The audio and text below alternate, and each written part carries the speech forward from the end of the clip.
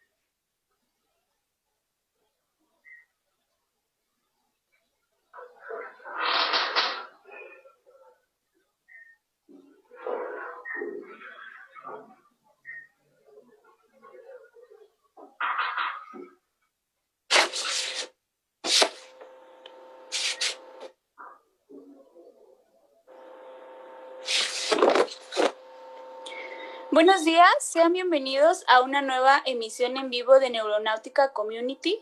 Hoy es digno de mencionar que la Fundación Neuronáutica Community celebra su 7ª ponencia en vivo vía Facebook, con la intención de promover e incentivar la correcta información, adiestrar a una sana cultura y hacer de la divulgación científica un hábito y una necesidad. Neuronáutica Community es una fundación conformada por estudiantes de distintas licenciaturas correspondientes al área de la salud de diferentes estados de la República Mexicana y del continente latinoamericano. Nuestra misión es ser un proyecto de alto prestigio estudiantil y de divulgación científica, comprometiéndonos en ser una fundación plenamente humana, innovadora, competitiva y con una visión a largo plazo. Mi nombre es Stephanie Castro y junto con mi compañero Ricardo Matus somos encargados de coordinar la sección de eventos y ponencias en Neuronáutica Community. El día de hoy nos vemos muy privilegiados de contar con la presencia del doctor Héctor Hugo Escutia Cuevas, quien se encuentra con nosotros para brindarnos su conocimiento acerca del tema cardiopatía isquémica y riesgo cardiovascular. Recordando que al finalizar de la ponencia tendremos un espacio para sesión de preguntas. Antes de comenzar y dar el micrófono al doctor, nos complace presentar algunos de sus datos académicos. El doctor Escutia estudió la licenciatura en Medicina en la Universidad Nacional Autónoma de México.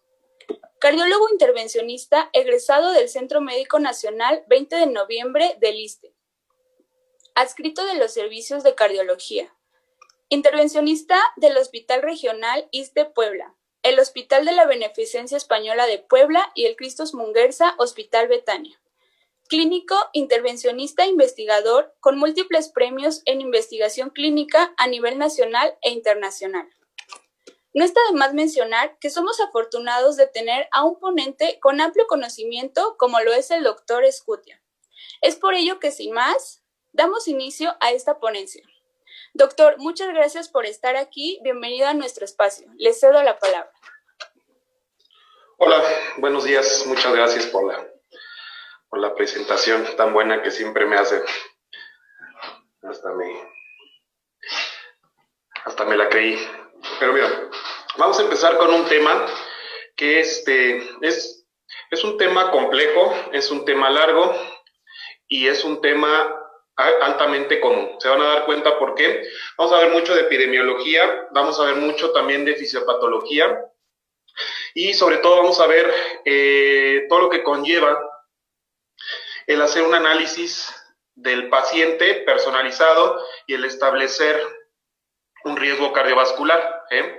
Esta es una plática que va dirigida a todos aquellos afines a ver pacientes todos los días, de todas las especialidades, desde estudiantes hasta altos especialistas, puesto que vamos a abordar cosas tan básicas, pero dentro de lo básico, lo específico, y eso específico, pues digamos, y ustedes se van a dar cuenta que tiene una repercusión en la atención diaria, ¿sí?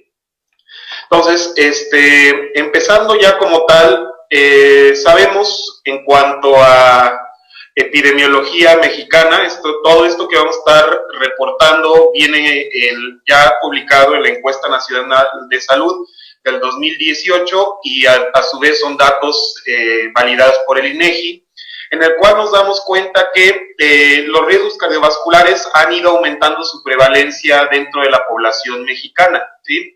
Hablo acerca de México, yo sé que aquí hay gente que invité a gente de Colombia, invité a gente de España, pero bueno, nos vamos a centrar en los datos que ahorita tenemos en México, y esto es lo que nos dice: 20 o más años, 8.6 millones de personas son diabéticos, ¿sí? De entrada, o sea, aumentó la proporción de 9.2 en 2012 a 10.3. O sea, la diabetes es una enfermedad cada vez más prevalente en la población mexicana. Asimismo, vamos a tener la cuestión con la hipertensión. Si se dan cuenta, de 2012 a 2018 la prevalencia aumentó al 18%. O sea, el 18% de la población mexicana de 20 o más años tiene hipertensión. Estamos hablando casi una quinta parte de la población mexicana.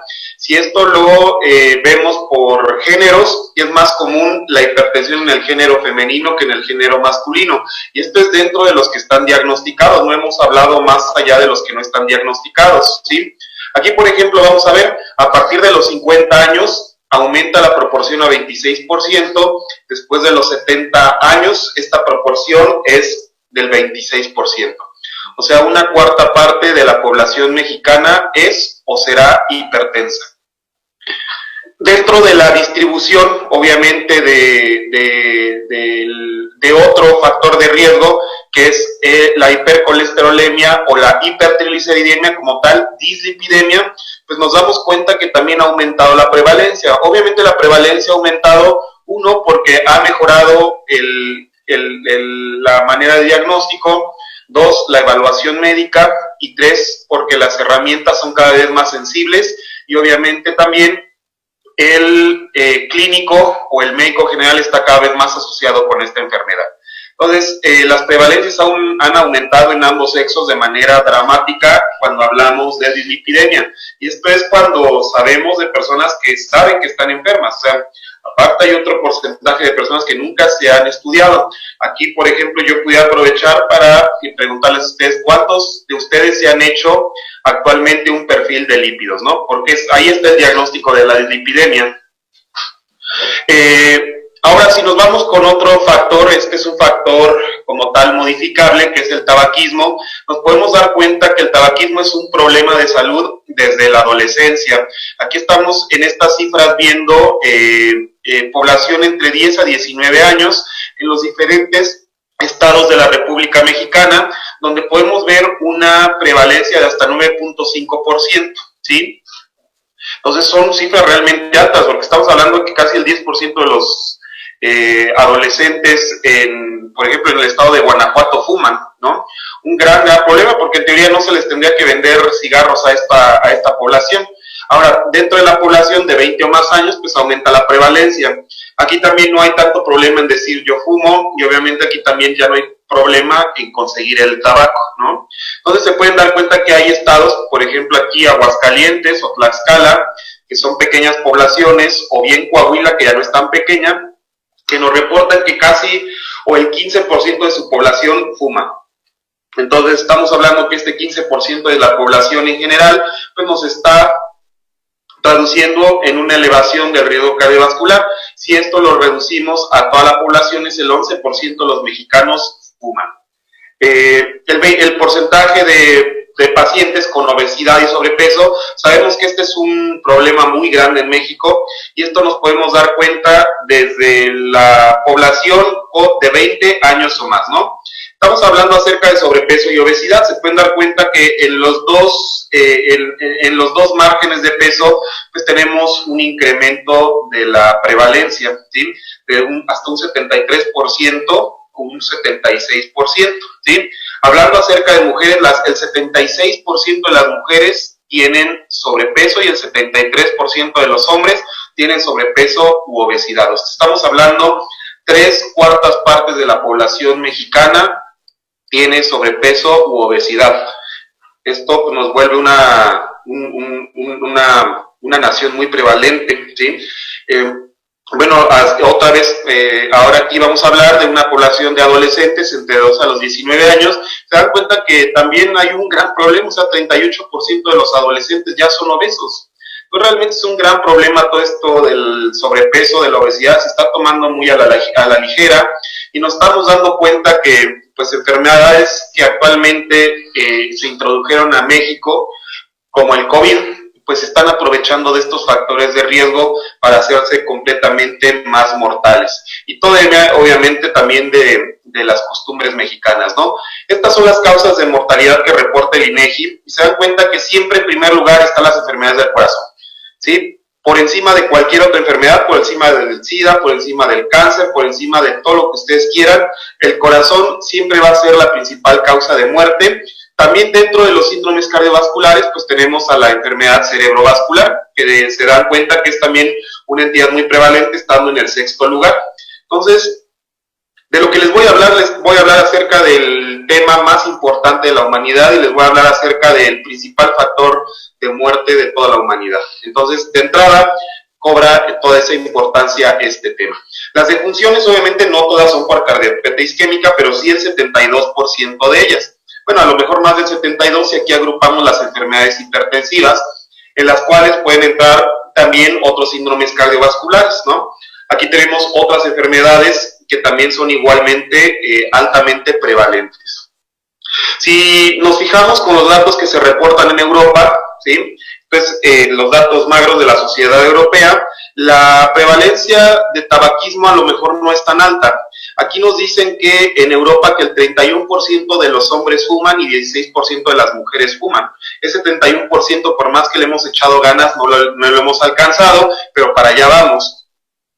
Hablando acerca de la obesidad, ahí sí, hay una diferencia muy grande. Se dan cuenta que 1 de cada 5, o sea, el 20% de los europeos tienen obesidad, cuestión que en México pues lo sobrepasamos y por mucho, ¿no? Y si hablamos acerca de hipertensión, ellos reportan hasta un 28% de hipertensión en hombres y 20% en mujeres, una proporción que no está tan lejos de la mexicana. Hablando acerca de más datos en Europa, por ejemplo, estamos hablando de muertes prematuras. Son todas aquellas muertes que se dan en individuos antes de los 65 años. Vemos que el 30% en los hombres tiene una muerte prematura en Europa y el 25% en mujeres. Entonces, eso es una prevalencia que es alta y se dan cuenta que a nivel mundial también es un problema, no solamente en México. No me gusta utilizar datos de Estados Unidos porque ellos tienen una gran dispersión en cuanto a sus datos y sus poblaciones debido a la segregación cultural y a la segregación racial que siempre han tenido. Realmente las muestras nunca las hemos considerado como equiparables a las mexicanas. Ahora, hablando acerca de fisiopatología, yo sé para qué me invitan, pero bueno, de eso vamos a hablar un poquito. Este es el sustrato de la cardiopatía isquémica. Este es un vaso arterial, un vaso coronario, en el cual nos damos cuenta que hay 3 placas. La A, que es la placa o el endotelio inicial, ahí es donde se forman las placas, ahí es donde sucede la cardiopatía isquémica en confabulación con la B, que es la placa media, ¿sale? Entonces, estas dos son las responsables de la cardiopatía isquémica. Ya como sé, es un tejido de sostén y es un tejido a su vez de protección, que es la adventicia. La adventicia raramente participa en este proceso. Se pueden dar cuenta del lado derecho, este es un pequeño vaso, este es una arteriola, donde también tenemos las 3 capas. Y nos damos cuenta del lado derecho, la última imagen, donde ya tenemos una vénula, ¿sí? Entonces, tenemos las 3 imágenes diferentes en las 3 composiciones o 3 tipos de vasos principales que podemos encontrar en el corazón: arterias grandes, microarterias y una circulación venosa. Otra vez comprendiendo lo de las placas, esta es una imagen que quiero que se guarden. Como les había comentado, lo que participa en la cardiopatía isquémica es el endotelio o como tal la íntima, y la capa media, que es una capa musculosa y es una capa con tejido fibroso, ¿sí?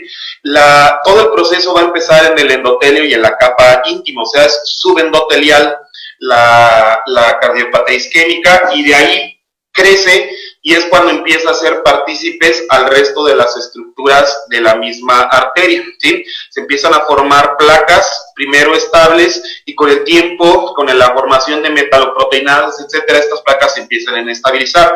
No me detengo mucho aquí porque vamos a explicar mejor con este esquema. Tenemos, por ejemplo, disfunción endotelial.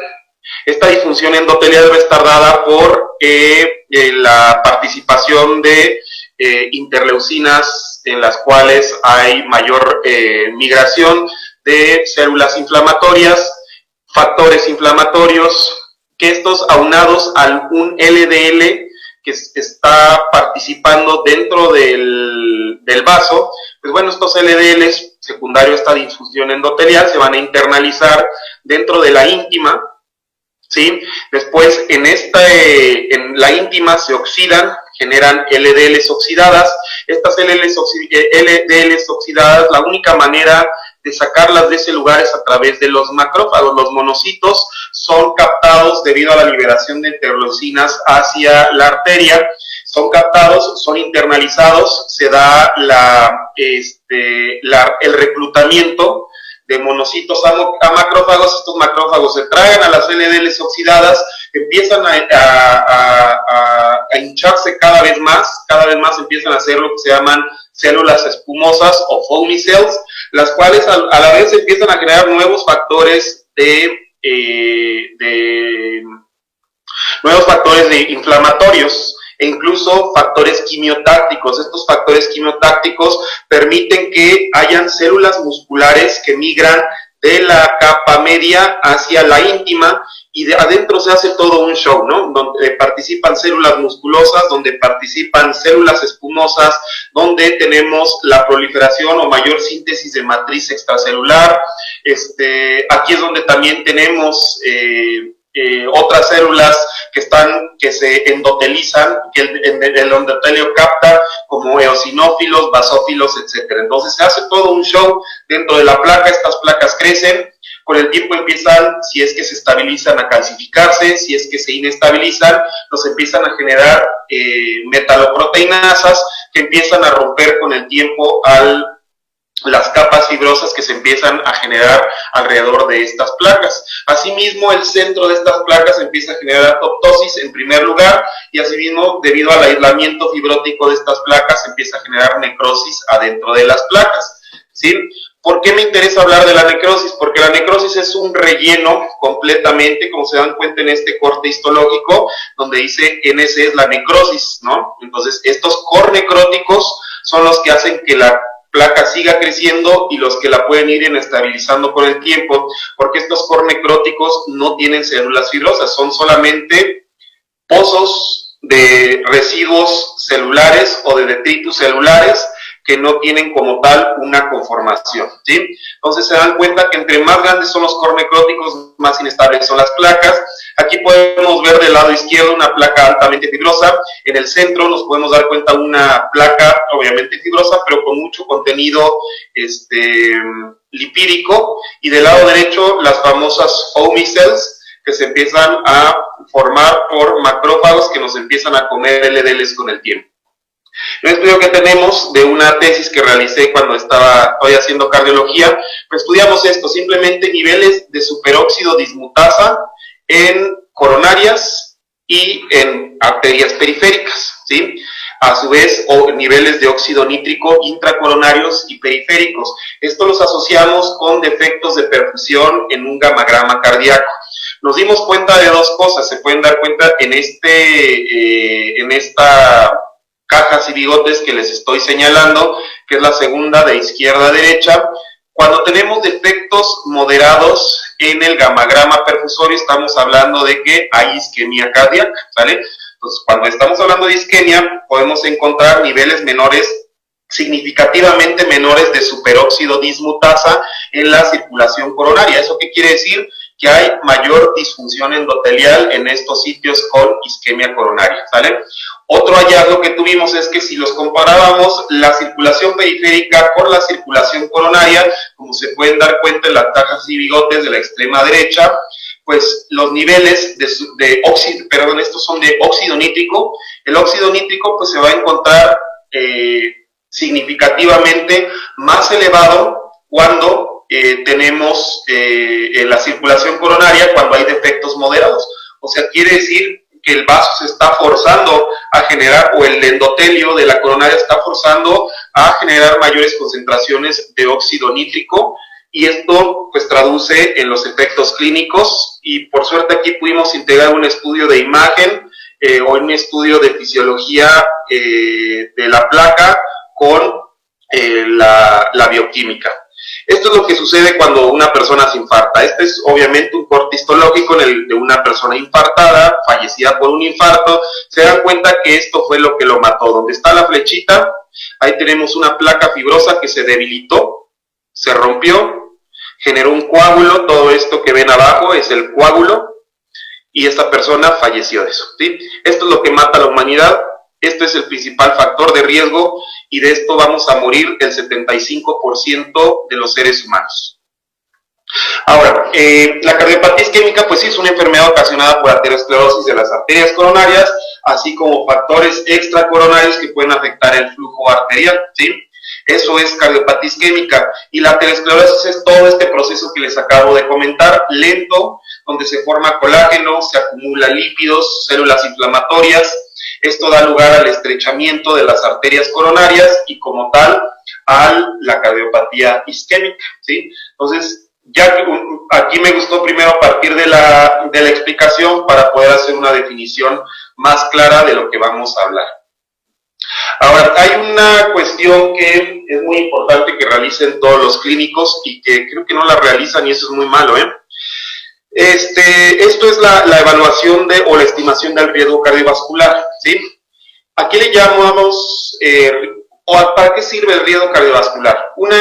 El riesgo cardiovascular nos va a permitir establecer las herramientas de prevención.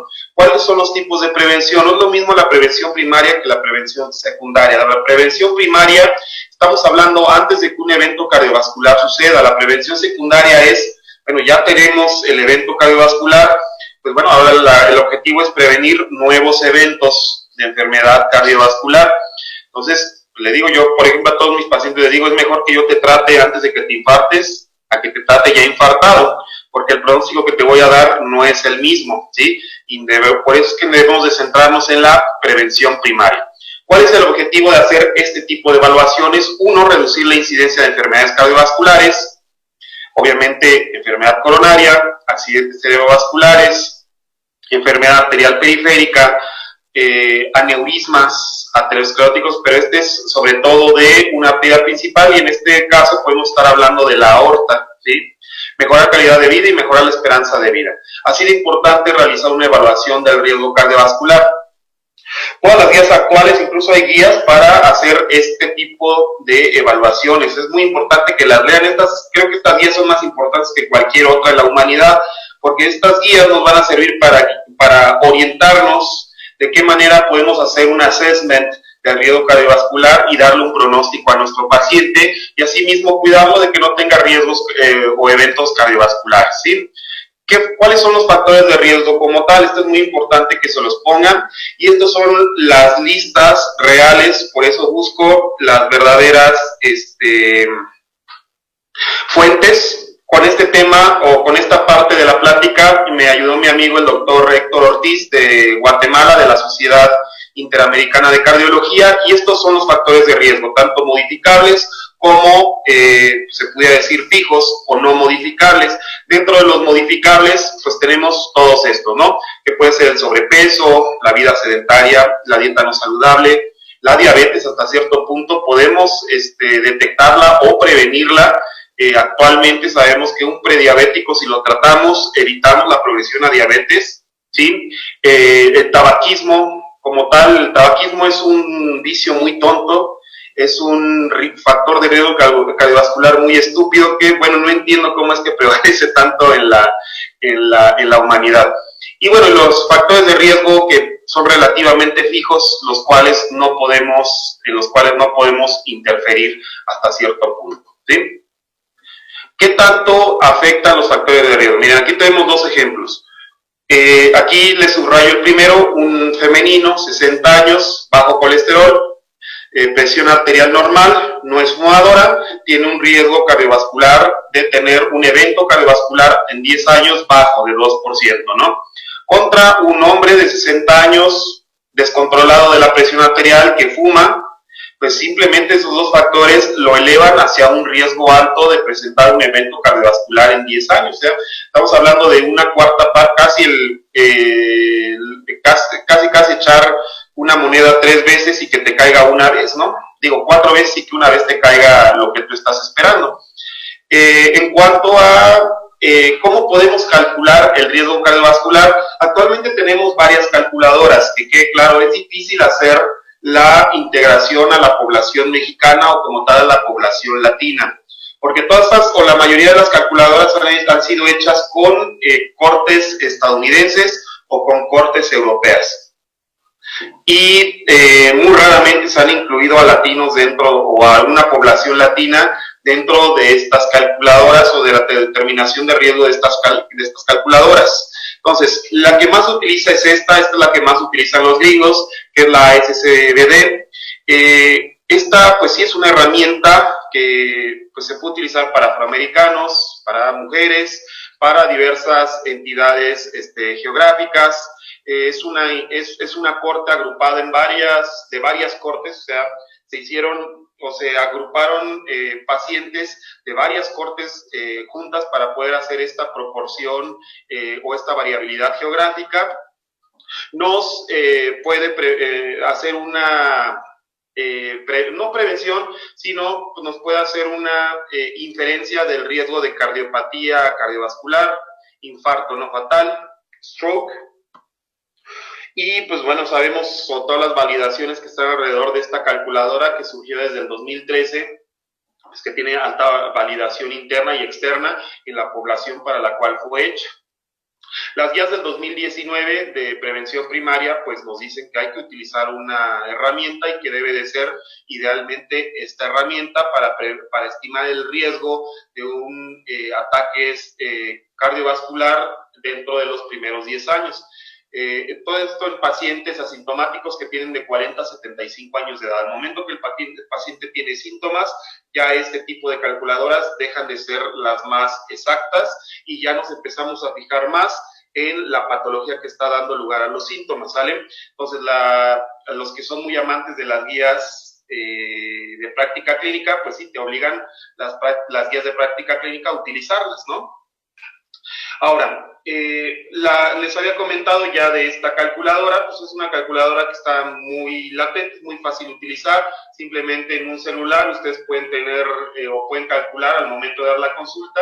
Yo trato de utilizar este tipo de herramientas en mis consultas, es pues una atención muy diferente que tú le digas a un paciente que tiene alto riesgo de desarrollar esto y se lo compruebes con este tipo de herramientas, ¿sí? Porque así le haces concientizar más acerca de su problema.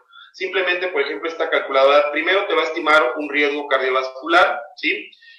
Tú puedes, por ejemplo, aquí ya puse bueno, aquí fue el doctor Héctor Ortiz el que me pasó esto. Pasamos o ponemos los diferentes riesgos asociados del paciente, se pueden dar cuenta. Por ejemplo, este es un paciente hipertenso, diabético, con colesterol, pues se puede decir normal, pero descontrolado la presión arterial. Con esos 3 factores hizo falta y el hecho de ser fumador para que él tenga un riesgo altísimo. Estamos hablando de un 31% de riesgo de que ese paciente se infarte en los siguientes 10 años. 31% de un riesgo óptimo que debe de ser de 6.9. Aquí, por ejemplo, tenemos la opción en esta calculadora de ajustar en base al tratamiento que vamos a iniciar. Por ejemplo, si vamos a iniciar o intensificar estatinas, si vamos a iniciar tratamiento para la presión arterial y si vamos a iniciar o a continuar aspirina, esto nos va a dar una revaloración con este tratamiento. Entonces, tú puedes hablar con tu paciente y decirle, mira, tu riesgo cardiovascular en este momento es pero si empiezas a tomarme estos medicamentos que te voy a recetar, va a disminuir o va a bajar a esto. Sin embargo, nunca va a ser de 0, ¿ok? Y la otra es, ¿qué tratamiento le vamos a dar al paciente? Si vamos a dar estatinas en dosis altas, ¿qué tipo de estatinas más potentes o menos potentes? O bien si vamos a iniciarle o no ácido acetilsalicílico. Entonces, también nos da una guía de qué vamos a darle a un paciente. Es una muy buena calculadora. Lo único, por ejemplo, aquí tenemos un ejemplo otra vez de cómo podemos utilizarla, ya que, por ejemplo, hicimos un diagnóstico de hipertensión. Primero, pues si decidimos iniciar con tratamiento farmacológico o no iniciar con el tratamiento farmacológico, eso nos los va a dar este tipo de calculadoras, ¿sí? Si el paciente tiene riesgo alto, inicias tratamiento para la hipertensión. Si no tiene riesgo alto, pues bueno, no lo inicias. O te esperas primero a que los cambios en el estilo de vida tengan un impacto en las cifras de presión arterial. O sea, este es un ejemplo de cómo podemos utilizar en un diagnóstico y en el manejo, por ejemplo, de la hipertensión arterial, cómo podemos utilizar este tipo de calculadoras, ¿sí? Las limitaciones: no se incluyen antecedentes familiares. Hay poblaciones aquí en México que tienen alta incidencia de enfermedad familiar. O sea, les puedo decir, a mí dentro de lo que he visto, los sinaloenses y los yucatecos tienen una gran prevalencia de enfermedad cardiovascular, pero muy alta, y la enfermedad que encontramos en estas personas, en las arterias coronarias, es una enfermedad que cuando llegan a tener síntomas es crítica o terminal, ¿no? Entonces, este tipo de circunstancias no las evalúan ese tipo o esta calculadora en específico, y eso puede hacer que se subestime el riesgo de estos pacientes, ¿sí? La diabetes no nos dice qué tan alta, qué tan baja, simplemente es sí, no, y los problemas que afectan a la diabetes pues son muchos, ¿no? Obviamente, si el paciente tiene diabetes tipo 1, es un paciente muy diferente al que tiene diabetes tipo 2. Entonces, en diabéticos se reserva el uso de esta calculadora. Hay otras calculadoras, por ejemplo, a mí también me gusta utilizar mucho esta, se llama YouPrevent. Esta es sobre todo más enfocada a enfermedad arterial de múltiples lechos. Así como existe cardiopatía isquémica, puede existir enfermedad arterial periférica, y estos pacientes muchas veces tenemos que utilizar este tipo de calculadoras para saber si vamos a tratarlo, no tratarlo y de qué manera vamos a tratarlo, ¿vale? Entonces, este tipo de calculadoras, como el Smart Reach, por ejemplo, que es la más completa de todas, pueden servir en este tipo de pacientes.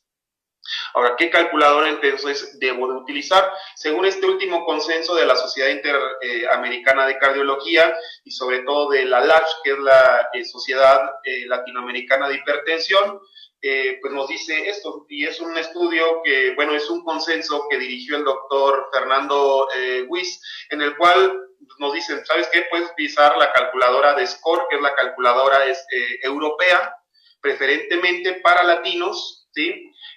Hay una versión de estas tablas de scores que están en español y que están destinadas más a los médicos latinoamericanos, y aquí la única cuestión es que el score se tiene que calibrar con las estadísticas nacionales de mortalidad en cada país. Esto aún no se ha hecho en México, pero esperemos que pronto se haga ese ajuste en México, o bueno, si hay alguien aquí que me pueda desmentir, pues estoy abierto a escuchar sus opiniones. Pero bueno, el score, como sabemos, para las poblaciones latinoamericanas o del Caribe tenemos que hacer un ajuste de riesgo un tanto mayor, ¿sí? Porque esto está hecho en caucásicos, en europeos, pero como nos dimos cuenta, la proporción de factores de riesgo es muy diferente al que podemos encontrar en México. Entonces, este es un ejercicio que todavía necesitamos hacer en México para poder tener nuestra propia calculadora.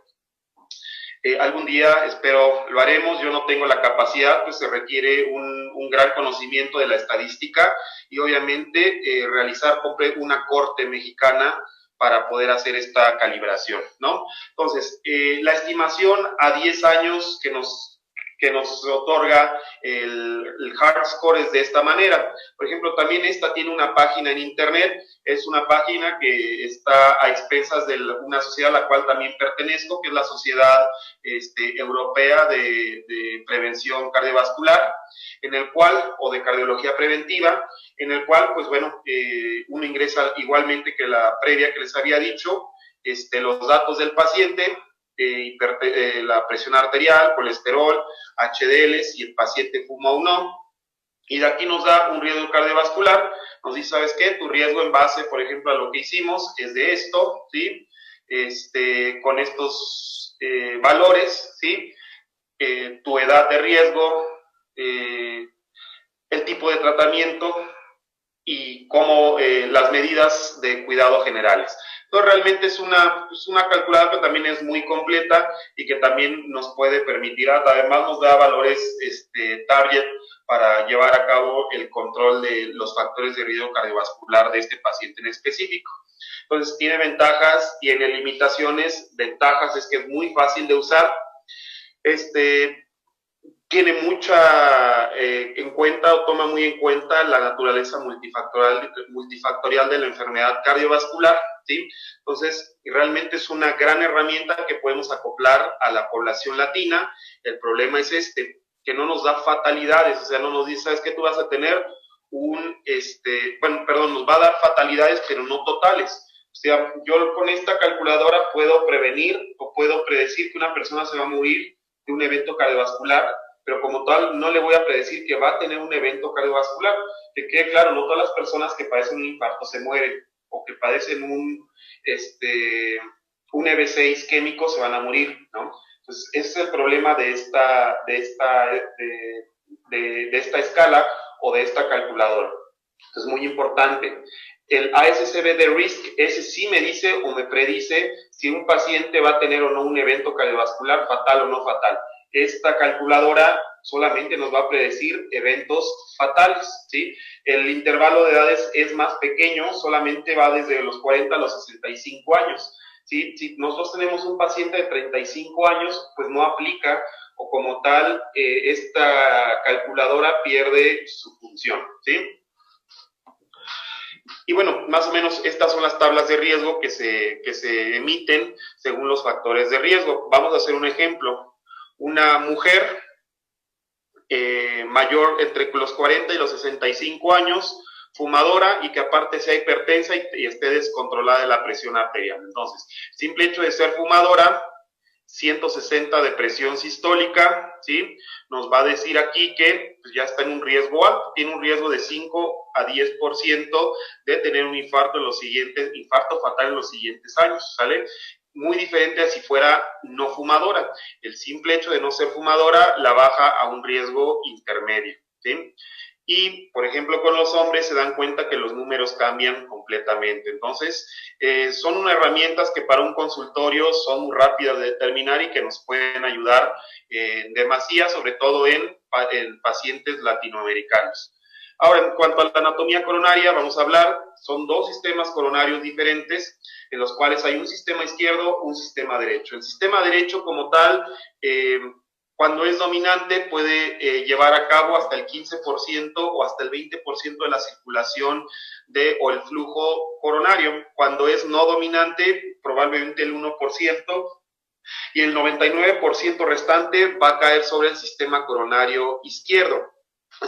La coronaria derecha es muy sencilla, es una coronaria que termina en una descendente posterior y la descendente posterior corre por el surco interventricular posterior, dando muchas ramas marginales y laterales, ¿sí? El sistema coronario izquierdo es un tanto más complejo, porque nace de un tronco coronario izquierdo, da, como se dan cuenta aquí en el centro, una arteria circunfleja, la cual corre por debajo de la orejuela izquierda y va corriendo cerca del anillo mitral. ¿Sí? Por eso se llama circunfleja, rodea el anillo mitral. Una descendente anterior, como se dan cuenta en esta imagen, esta de aquí, en la cual tenemos una arteria que desciende por la pared anterior y el surco interventricular es su porción anterior. Aquí tenemos otra imagen, aquí tenemos la descendente anterior, en la cual, pues sí, aquí tenemos el ostium del tronco coronario izquierdo.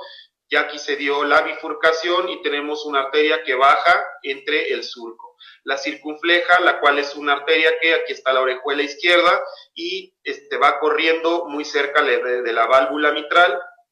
Y la coronaria derecha, la cual surge en el seno coronariano derecho, corre a través de todo el anillo de la válvula tricúspide, ¿sí? Rodea el corazón por la parte de atrás y termina cuando es dominante en una descendente posterior en el surco interventricular posterior, ¿sí? Aquí tenemos otras imágenes, estas son todas tomografías o reconstrucciones tomográficas muy explícitas en las cuales, bueno, aquí tenemos la arteria circunfleja, descendente anterior, coronaria derecha, ¿sí? Desde otra vista se dan cuenta cómo la coronaria derecha hace un giro por la parte derecha del corazón siguiendo el anillo tricuspideo y se va a la parte a la cara posterior del corazón. Aquí la tenemos, ¿no? Pues la vamos siguiendo. Aquí tenemos la descendente anterior o el sistema coronario izquierdo, ¿sí? De todos modos, las mejores imágenes o las más explícitas, siempre lo he dicho, son las que alguna vez dibujó el maestro Netter.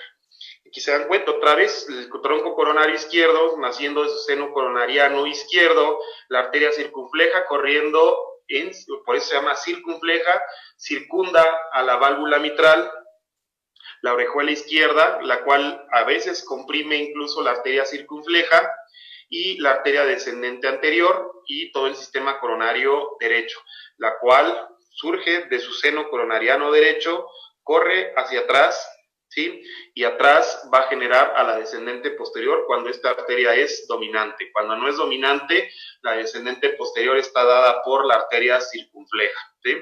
Ahora, hablando acerca del diagnóstico actual, hay dos maneras de clasificar a la cardiopatía isquémica: el síndrome coronario agudo y a la arteriopatía coronaria crónica.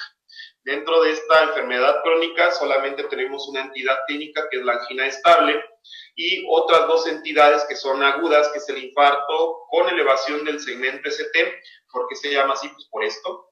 Y actualmente lo que se llama angina inestable, o si hay elevación de biomarcadores, podemos hablar de un infarto sin elevación del segmento ST. Actualmente en el 2020 las últimas guías nos dicen sin elevación persistente del segmento ST, o sea, algunos infartos con elevación, los cuales no tienen elevación persistente, pueden entrar dentro de la categoría de infartos sin elevación, mientras que esta persistencia no sea más o larga en el tiempo, ¿sí? Por ejemplo, aquí tenemos un síndrome coronario, que ya habíamos comentado, estable. Esta es como tal la clasificación canadiense, la que tenemos hoy en día, cuando el paciente tiene tres características clínicas, las cuales son dolor anginoso clásico, número 1. En segundo lugar, que esté provocado por el estrés emocional o bien por el ejercicio. Y 3, que mejora con el reposo o con los nitratos. Si tiene estas tres características, es un dolor, como le decíamos, típico. Cuando tiene dos características, es angina atípica. Y cuando solamente tiene una sola característica, vamos a decir que es un dolor inespecífico o no anginoso. Entonces, estas tres características se integran también con el sexo y se integran también con la edad del paciente. Entre mayor es la edad, si son mayores de 60 años, el riesgo aumenta. Si el paciente es hombre, el riesgo aumenta.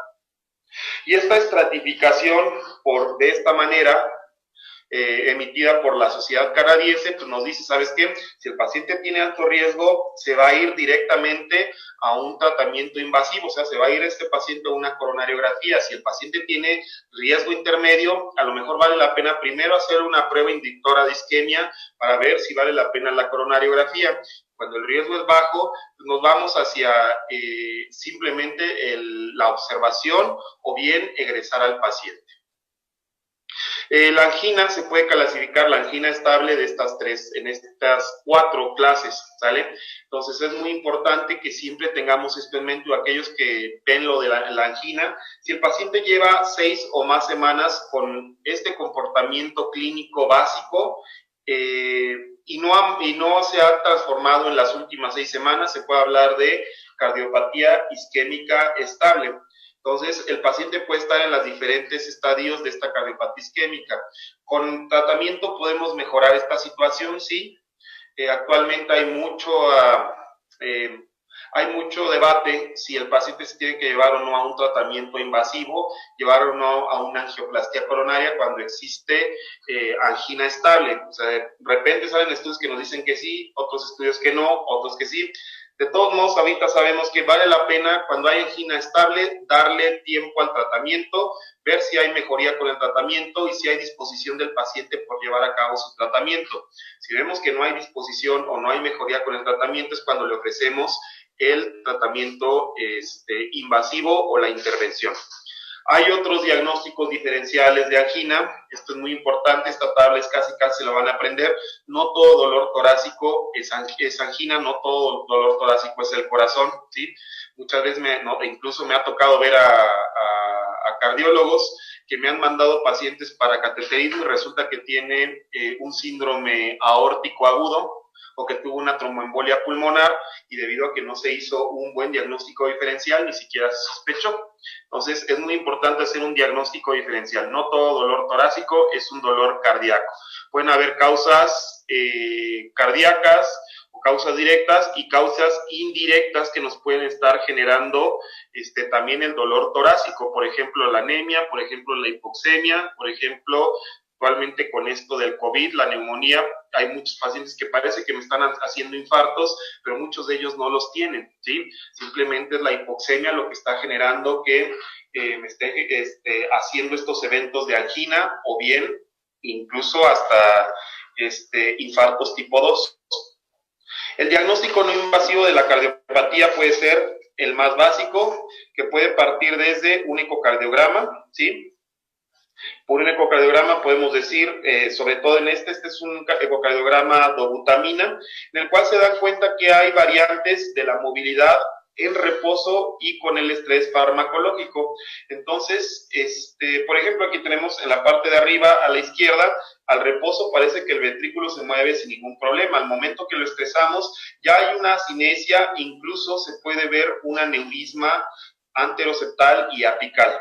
Entonces, esta es una prueba positiva para isquemia en esta zona, ¿sí? Aquí tenemos otro ejemplo de cómo podemos tener esta misma alteración o en diferentes ventanas, ¿sí?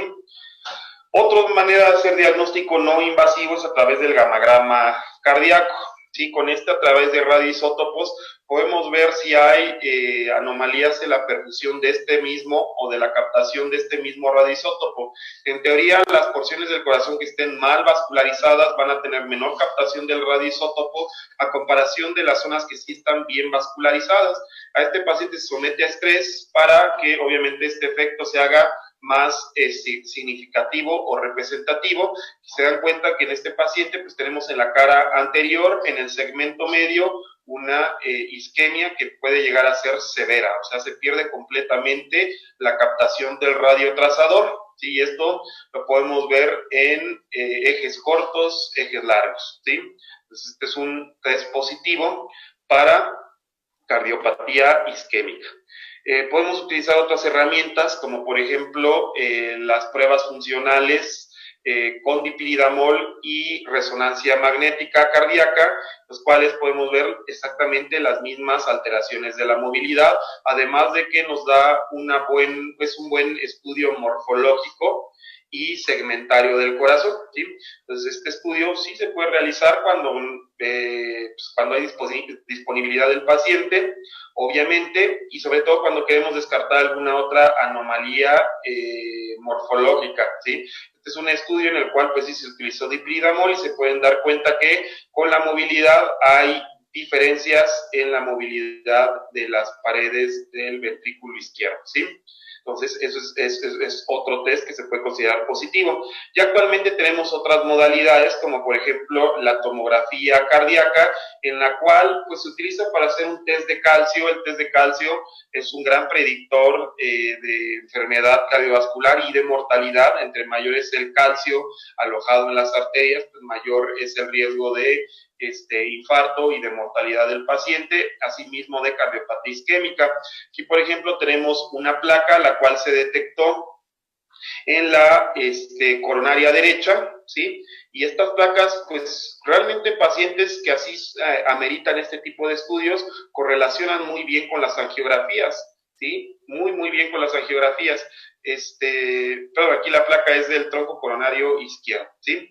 Entonces aquí tenemos una placa que parecía suboclusiva y sí, la vemos en la angiografía y es una placa suboclusiva, ¿no? Entonces, otro método que se utiliza sobre todo en pacientes de bajo riesgo, en los cuales no los quieres invadir o pasarle algún medicamento inductor o estresante, pues utilizas como tal la angiotomografía coronaria, ¿sí? Otro estudio que tenemos es la tomografía por emisión de positrones, en las cuales tenemos estudios de perfusión o bien también tenemos estudios de viabilidad miocárdica. Llamamos viabilidad miocárdica a todos aquellos terrenos que parece que se infartaron, pero que todavía tienen miocardio aturdido y miocardio hibernante dentro de estas cuestiones, al momento que si este paciente se revascularizara, probablemente este miocardio sería viable para seguir funcionando. Entonces son estudios que nos guían también para ver qué vamos a tratar y cómo vamos a tratar.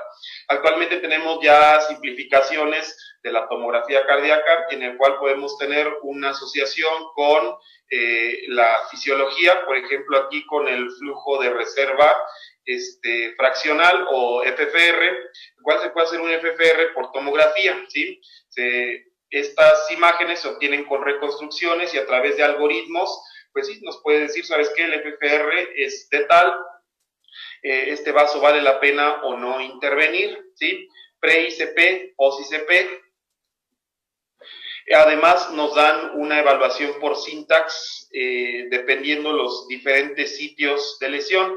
Por ejemplo, este tipo de estudios se hace toda la adquisición, se tiene que hacer una adquisición muy fina, tomográfica, se envían a un laboratorio en California y pues en el curso de 8 horas se mandan este tipo de análisis y hasta a través de estos análisis pues tenemos una evaluación no invasiva y vamos a poder tomar decisiones si sobre revascularizar o no al paciente.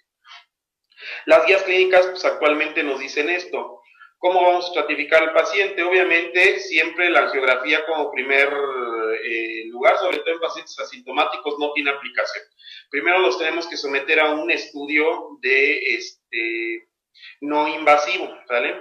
Entonces, dentro de estos estudios no invasivos, los más recomendados en riesgo intermedio, en primer lugar van a ser un estudio de imagen híbrido en el cual se esté induciendo isquemia, ¿sí? O bueno, algún otro estudio, por ejemplo, como la perfusión por PET, la resonancia, etcétera, están altamente indicados y la angiografía aquí ya no está tan indicada, ¿vale? Ya aquellos que se pudieran considerar deletéreos, pues sí son los otros o los demás estudios, ¿sale? Entonces, muy importante que tomemos en cuenta que la angiografía coronaria no es el diagnóstico, no es la manera de diagnóstico ideal. Sí es el diagnóstico o la prueba diagnóstica o el golden standard para diagnóstico, pero sin embargo, los riesgos que confiere una angioplastía coronaria no se aplican para todos los pacientes, ¿sale? El diagnóstico invasivo, pues bueno, ahora sí, ya hablando de lo que a mí me compete. Ya que tenemos la arteria ganada, ya una vez que vamos a hacer un análisis de la arteria, ya que estamos en un estudio invasivo, pues tenemos varios métodos, ¿sí? Lo que yo les recomiendo siempre a todos aquellos afines a las áreas cardiológicas es que siempre se guíen en una imagen endovascular, ¿sí? Aquel que no utiliza imágenes endovasculares todos los días en sus angioplastías, pero realmente la está haciendo al brujo. Si somos sinceros, aquel intervencionista que no ocupa IBUS, que no ocupa OCT en sus procedimientos, pues simplemente está haciendo brujería. Y es por esto, porque aquí podemos ver, esta imagen es muy, muy clara, podemos ver cómo se ven en un corte histológico del lado derecho, la íntima, la media, la adventicia. ¿Cómo podemos ver estas tres imágenes? Ahora, aquí la íntima y la media en IBUS no se diferencian, ¿sí? No es posible ver o ver con gran precisión la diferencia entre estas dos. Lo que sí vamos a ver es la adventicia, ¿sí? Y en un estudio que, por ejemplo, sí nos puede dar mucha sensibilidad en estas tres capas, pues es como tal la tomografía de coherencia óptica, en el cual podemos ver las tres capas bien definidas y podemos hacer un análisis de las tres capas de manera más exacta que con el IBUS. Ahora, no quiere decir que el IBUS no sirva, sino que lo utilizamos para otro tipo de cuestiones, no puramente el análisis fino de las placas. Haciendo un análisis de cómo podemos utilizar el IBUS, lo vamos a hacer de esta manera, ¿sí? Cuando tenemos una placa con una escala de grises hipoecoica, pues sobre todo ya tenemos la placa delimitada, tenemos la placa hipoecoica, pues lo más seguro es que esto sea tejido fibrolipídico, ¿vale? Cuando es una imagen iso o hiperecoica, probablemente esta imagen o esta placa está mayormente conformada de fibras o es una placa fibrosa o como tal lo que le llamamos fibroateroma. Y cuando esta placa, además de que es hiperecoica, hace sombra acústica, esta placa probablemente está altamente calcificada, como podemos ver en este corte histológico. Entonces, cuando tenemos calcio es un gran problema porque el IBUS sí me dice dónde está, me dice la distribución de todo este calcio, pero no me dice la profundidad. Entonces, por ejemplo, aquí tenemos una imagen correlacionada muy buena entre IBUS, donde solamente se ve la sombra acústica y más allá de la sombra acústica no vemos. Pero sí podemos ver con tomografía de coherencia óptica la profundidad de la placa calcificada y eso me ayuda a tomar decisiones. Por ejemplo, con esta profundidad, este paciente no iría a rotablación, este paciente iría a litotripsia intracoronaria y así estamos cambiando completamente el abordaje del paciente, ¿vale? Entonces, para que vean cómo hay veces que nos han cuestionado por qué utilizamos hasta 2 o más métodos de imagen intravascular, pues por esto, ¿sí? Porque queremos llegar a una verdad, queremos llegar a un resultado, queremos llegar a la mejor manera de tratar a estos pacientes y esta es la mejor manera de hacerlo. ¿Cómo podemos ver? ¿Se acuerdan que habíamos hablado de las capas fibrosas y de los cornecróticos? Así se pueden ver por IBUS, ¿sí? Aquí tenemos un cap fibrótico y aquí tenemos un cornecrótico. Entre más delgado es el cap fibroso, probablemente esta placa sea más inestable, ¿sí? Probablemente. Ahora, hay otras maneras para utilizar, con las que podemos utilizar el IBUS. Esto sobre todo se hace también en las imágenes post-angioplastía.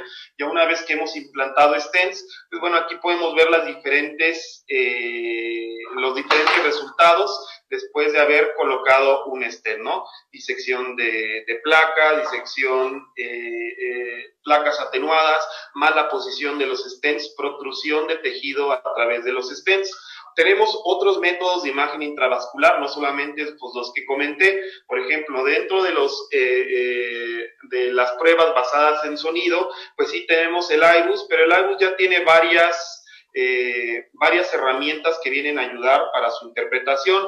El IBUS con caracterización de tejido, o el IBUS con palpografía, o el IBUS con emisión cromática, o bien también tenemos todos los estudios basados en luz. Uno de ellos, ya de ellos hablamos, es la tomografía por emisión de positrones, o bien la espectroscopía, ¿no?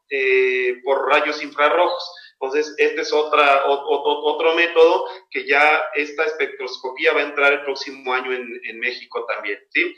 ¿Cuáles son los tipos de placa? Ya habíamos hablado un poquito de ellos: calcificadas, fibróticas y fibrolipídicas, ¿sí?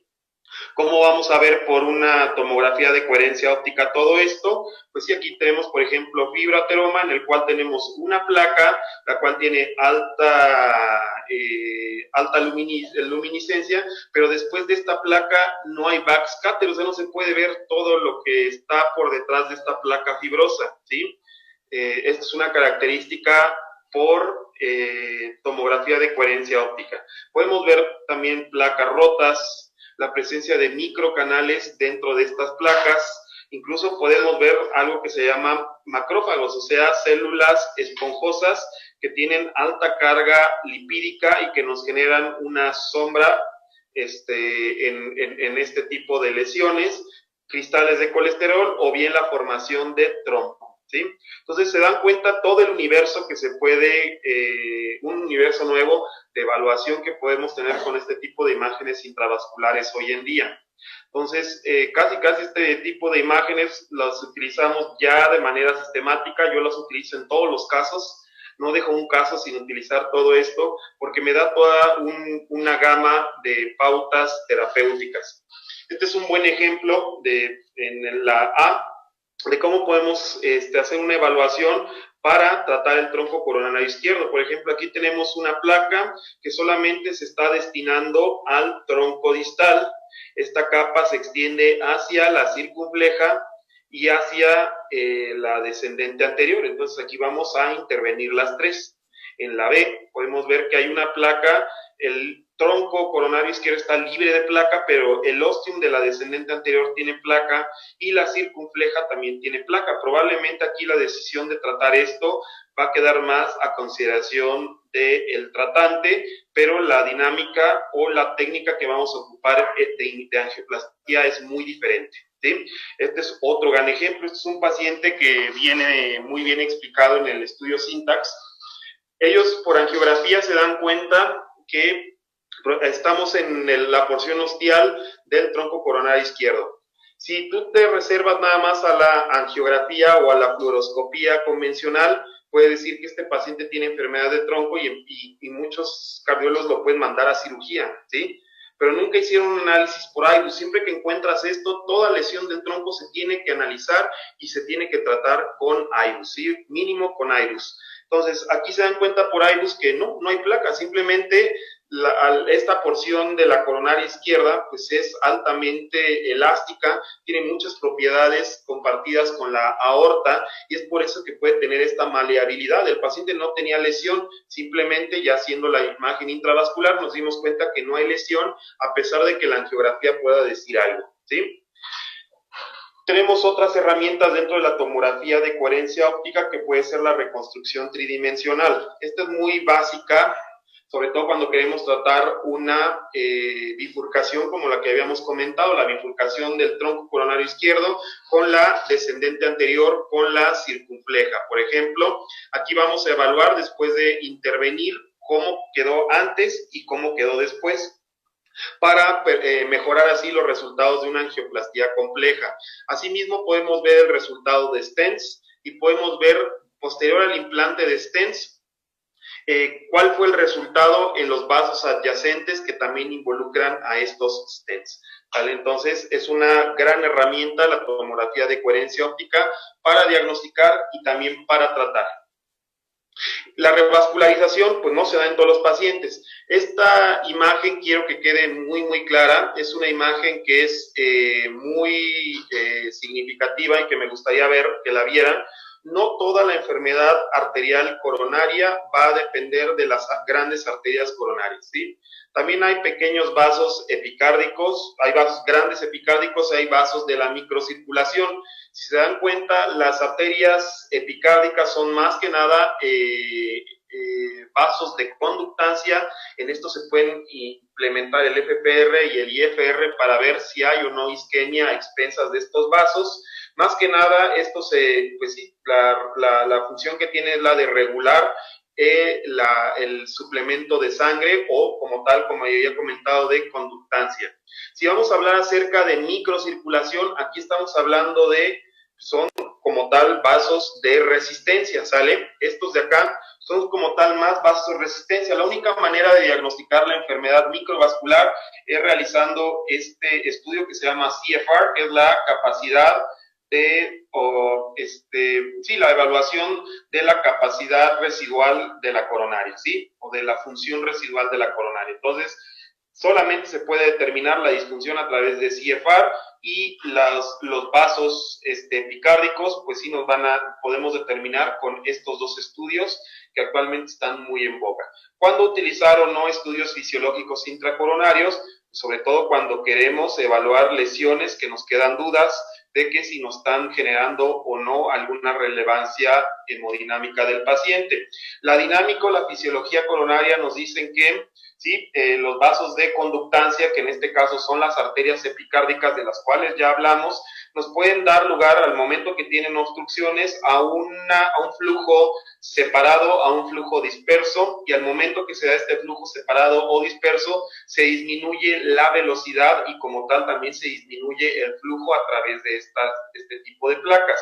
Esto es lo que fisiológicamente se estudia y de esta manera podemos decir que, por ejemplo, cuando dilatamos un vaso con adenosina, vamos a tener un resultado que si no hubiera esa lesión, el vaso dilatado aumenta su flujo, pero cuando tenemos una lesión coronaria significativa, a pesar de que dilatemos la arteria, no vamos a tener esta representatividad, o bueno, la representatividad del flujo se va a hacer más notoria, y asimismo la representatividad de la presión a través del vaso arterial también se va a hacer más significativo. ¿Sí? Este es un ejemplo de cómo esta fisiología, pues sí tenemos mecanismos compensatorios a través de las arteriolas, pero cuando tenemos una lesión coronaria, las arteriolas se vuelven insuficientes, muy a pesar de que aumenten la presión, para mantener esa presión.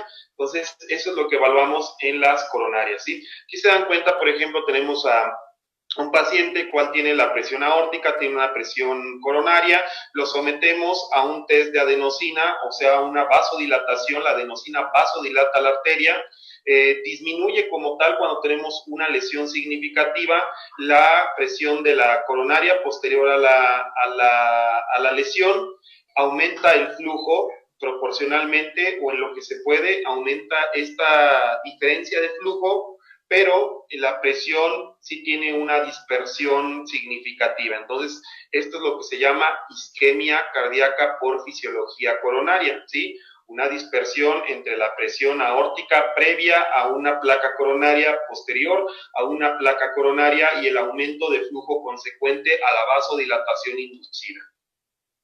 Este es otra vez el mismo ejemplo. Esta misma placa sí es llevada a este tipo de hiperemia farmacológica con adenosina, y cómo se hace una amplitud en la diferencia de las presiones previa y posterior a la placa coronaria. ¿En qué momento el paciente se tiene que revascularizar? Como sabemos, los stents son cuerpos extraños, que quede claro, todos los stents que se van a implantar.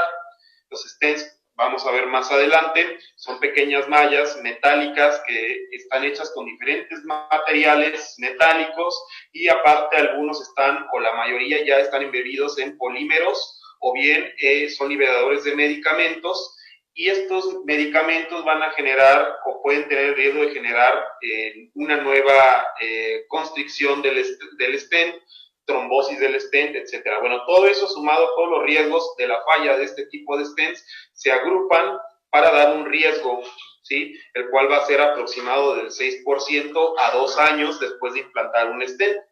Si esto lo comparamos con el tratamiento médico, o dejar al paciente a tratamiento médico, pues bueno, va a haber un momento en el que el tratamiento médico sea más eficaz, sobre todo entre menor es el FFR. Entre mayor es la dispersión de presiones y menor es el porcentaje de FFR, mayor representatividad o más necesidad va a requerir el paciente de una intervención coronaria percutánea, ¿sí? O un tratamiento de la lesión coronaria.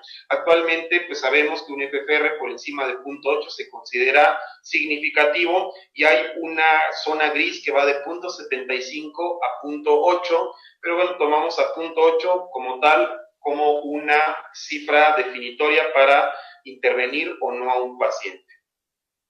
Si tú no intervienes a un paciente que tenga un FFR por debajo de 0.75, ese paciente tiene alto riesgo de infartarse o de morirse incluso. Entonces, así de importante es la evaluación fisiológica en estos pacientes. No solamente el FFR hiperémico es el único que existe, también vamos a tener nuevos parámetros no hiperémicos que no requieren el uso de adenosina y todos sus efectos secundarios. El más utilizado hoy en día es el IFR, o bien podemos tener otros que, por ejemplo, ya pronto va a entrar a México el RFR, ¿sí? Va a entrar el próximo año, que también son ciclos o son determinaciones coronarias que no requieren, determinaciones de fisiología coronaria que no requieren adenosina. Entonces, este es un ejemplo de cómo interviene la adenosina. Aquí tenemos el FFR, se estimula con la adenosina. En este caso, el IFR solamente agarra un periodo, sabemos que está durante la diástole. Al momento que tenemos la protodiástole hasta la telediástole, en ese momento se agarra al paciente, se hace la determinación de las dos presiones. Como se dan cuenta, este es un periodo libre de ondas, es cuando el ciclo coronario es menos variable, y aquí es donde se hace esta determinación de IFR. Hay grandes estudios que han validado el uso de este tipo de determinaciones fisiológicas no hiperémicas. Entre ellos tenemos el Sweetheart, donde pues bueno, aquí tenemos a muchos participantes, sobre todo nórdicos. Y el Define Flare, donde pues también tenemos incluso a mucha gente de la sociedad europea involucrada, y los dos estudios definen lo mismo, ¿sí? FFR menor de 0.8 se va o se traduce en isquemia, y FR menor de 0.89 se traduce en isquemia, y como tal se traduce en mayor mortalidad, y como tal se traduce en necesidad de revascularizar. Actualmente ya existen métodos híbridos. Este método se llama Synchronized Vision o Sync Vision. Ya lo vamos a tener aquí en Puebla la próxima semana. Vamos a ser la primera sala en el sureste, y hay otras 4 salas, si no me equivoco, en México que también cuentan con esto. Pero bueno, esta es una manera en la cual ya actualmente podemos integrar el análisis fisiológico de IFR con una angiografía convencional. Aquí se dan cuenta, tenemos una lesión en la cual, pues sí, aquí nos está diciendo, ¿sabes qué? Toda la isquemia de esta placa va a depender de este vaso, va a depender de esta placa. Tú vas a poner un stent aquí, ¿no? Y a lo mejor abajo no pongas stent, porque ahí la isquemia no es tan significativa. Por ejemplo, esta lesión, este otro ejemplo de lesión en la descendente anterior, pues nos dice, ¿sabes qué? Tenemos enfermedad multivascular, tenemos enfermedad difusa, pero la placa que más isquemia te está condicionando es esta placa distal, ¿sí? Y aquí es donde tenemos más puntitos, y a lo mejor el resto de la placa no te está condicionando tanta isquemia. Entonces, estos métodos híbridos ya nos permiten tomar decisiones de manera más rápida. Pues así es como ha ido evolucionando la evaluación fisiológica. Desde que teníamos antes solamente índices hiperémicos en el 2002, a 2015 que tenemos análisis no hiperémicos por IFR, y a partir del 2017 ya tenemos corregistros angiográficos con corregistro no hiperémico. Y prontamente en 2020 pues llega al sureste hoy. Nos estamos encargando de que llegue ya la próxima semana a Puebla y al sureste. Tenemos otros nuevos índices, como por ejemplo el QFR, el cual se está viendo que pues sí, son índices no altamente invasivos, los cuales se correlacionan muy bien con el IFR, el FFR, y bueno, si esto los comparamos con el Syntax Score original, que era solamente un análisis anatómico y fluoroscópico, pues bueno, ahí nos estamos dando cuenta de que probablemente en el pasado estábamos haciendo mal las cosas.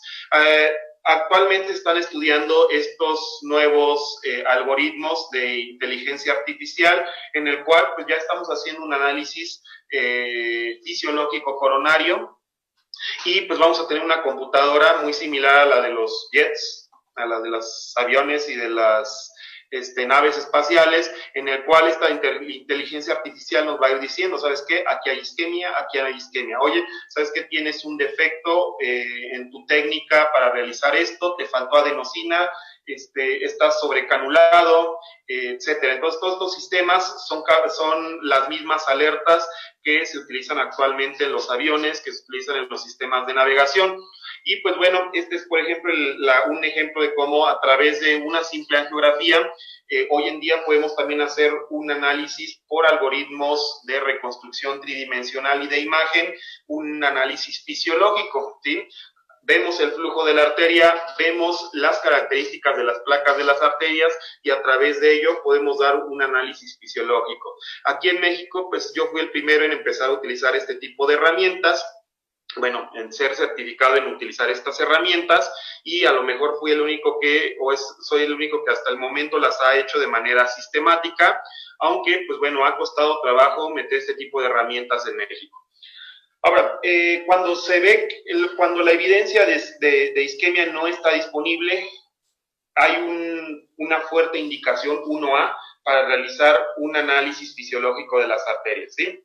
Cuando pues ya tenemos un paciente multivascular y ya tenemos una prueba de isquemia y queremos ver si se van a revascularizar otros sitios, pues vale la pena realizar FFR, también se puede utilizar en este tipo de pacientes, o en aquellos pacientes con enfermedad multivascular que no tienen pruebas fisiológicas, pues bueno, a lo mejor ya la indicación no es tan alta.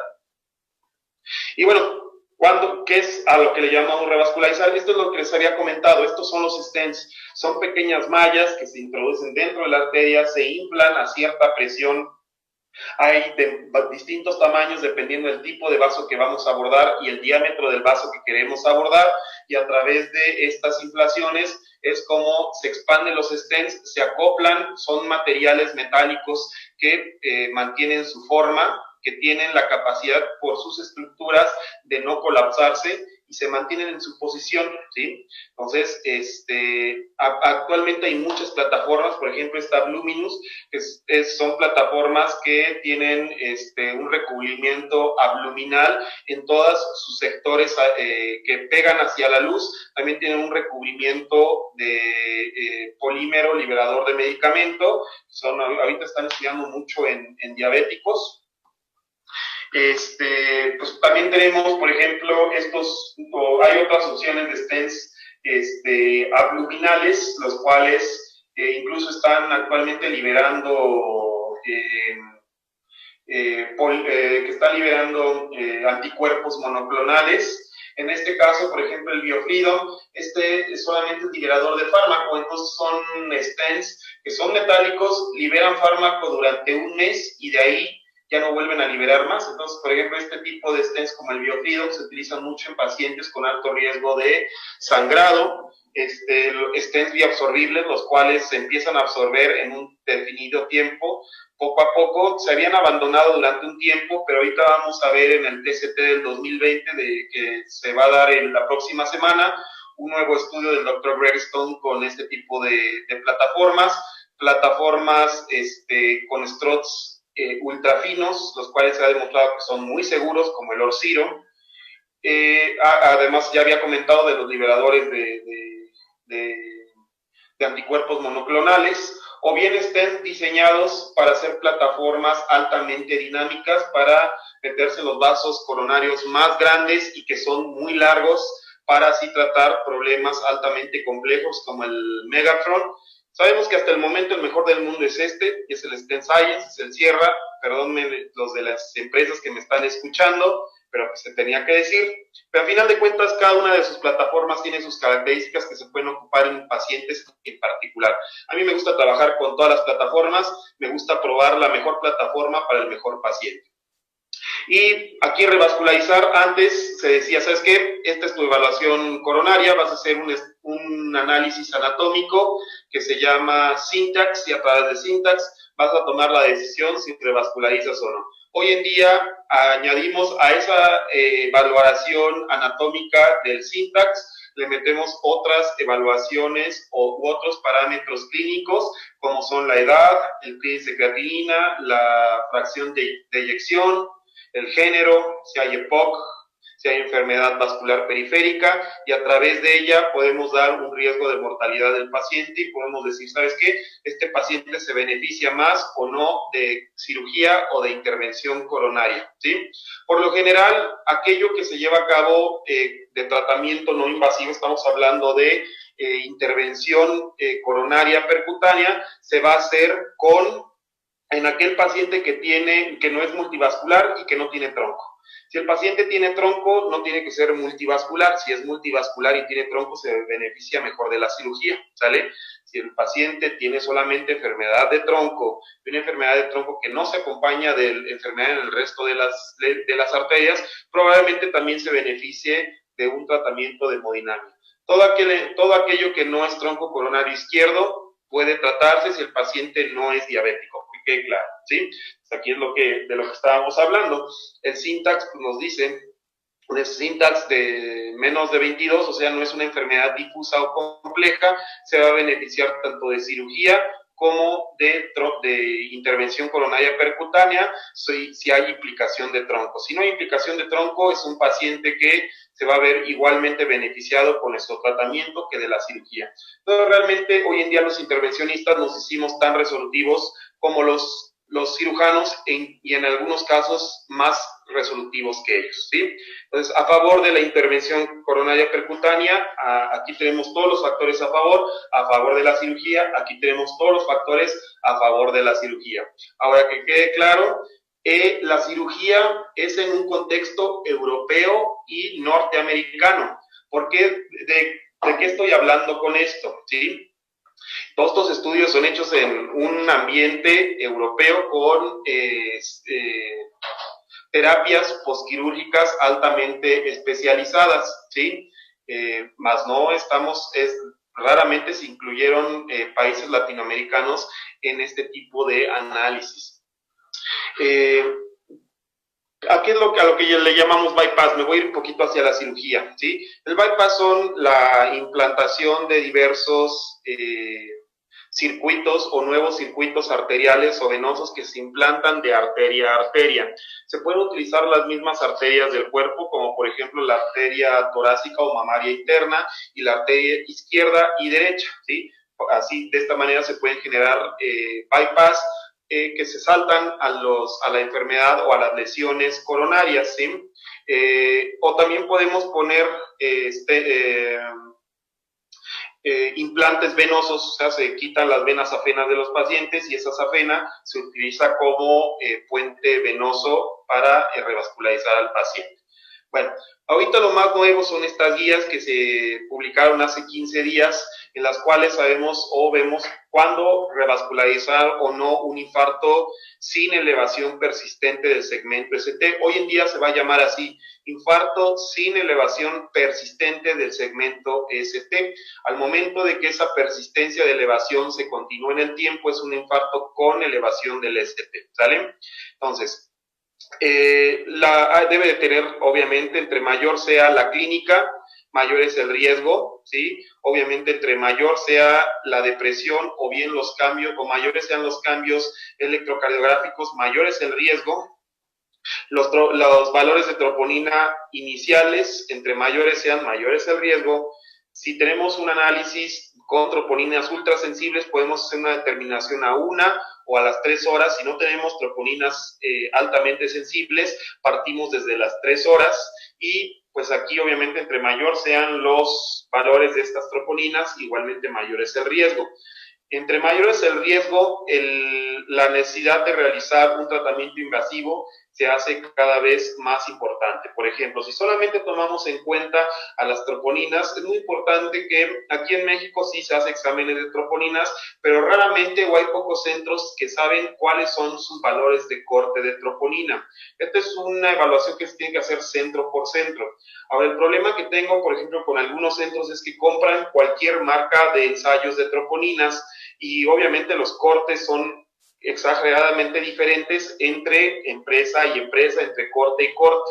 Entonces, esto es lo que hace muy complicado el diagnóstico de infarto con solamente una determinación de troponina, ¿sale? Entonces, si no existe esta dispersión, pues el análisis o el diagnóstico con puras troponinas y examen clínico es muy fidedigno.